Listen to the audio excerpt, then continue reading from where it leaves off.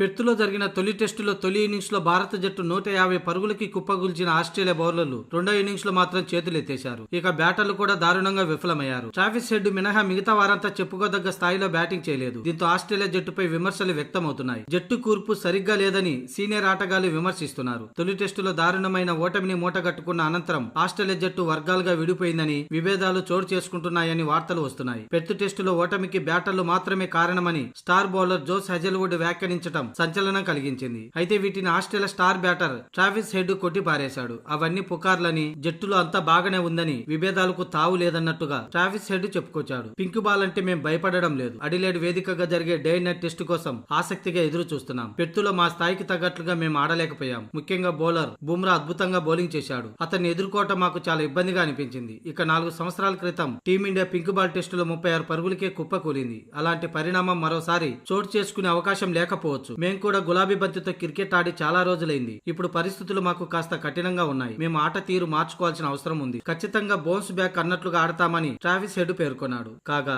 Perth టెస్టులో తొలి innings లో ట్రావిస్ హెడ్ విఫలమయ్యాడు. రెండో ఇన్నింగ్స్ లో మాత్రం అదరగొట్టాడు. టాప్ ఆర్డర్ విఫలమైన చోట ట్రావిస్ హెడ్ నిలబడ్డాడు. సెంచరీ వైపుగా అడుగులు వేశాడు. అయితే బుమ్రా వేసిన బంతిని తప్పుగా అంచనా వేసి కీపర్ పంతుకి క్యాచ్ ఇచ్చి అవుట్ అయ్యాడు.